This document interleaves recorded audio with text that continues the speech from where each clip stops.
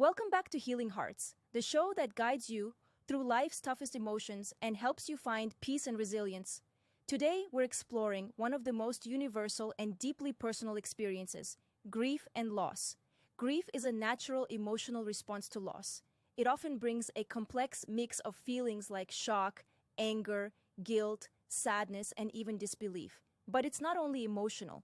Grief can affect our physical health too, leading to sleep troubles, changes in appetite, and difficulty concentrating. Loss comes in many forms. It might be the death of a loved one, a breakup, losing a beloved pet, moving to a new place, or even changes in your job. What's truly important to remember is that grieving is intensely personal. There's no right or wrong way to do it, and there's no set timeline. You may have heard of the 5 classic stages of grief: denial, anger, bargaining, depression, and acceptance. It might look like this. First, denying, thinking, this can't be happening to me. Then comes anger. Questions like, why is this happening? Who's to blame? Sometimes bargaining follows, hoping for a deal to reverse the loss. Then depression sets in, overwhelming you with sadness. Finally, acceptance grows, finding a way to make peace with what has happened. But remember, not everyone experiences all these stages or in this order. Grief is non-linear, unpredictable, and uniquely your own. Grief shows up in different forms. There's anticipatory grief, which happens before a loss, especially when it's expected, like when a loved one is seriously ill. This can help you prepare and say goodbyes. Then there's disenfranchised grief, when your grief isn't recognized or acknowledged, when your pain feels invisible to others. Complicated grief happens when intense pain lingers so long that it disrupts your daily life. How do we cope with grief?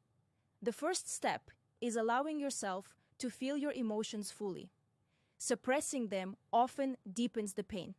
It really helps to talk openly with trusted friends or family, or to seek support through groups and counseling. Online therapy platforms like BetterHelp make it easier to connect quickly with licensed professionals who understand what you're going through.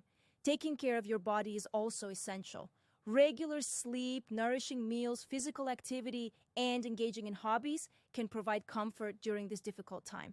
It's wise to limit exposure to distressing social media content, especially around trigger moments like anniversaries or holidays. Remember, grief isn't about forgetting.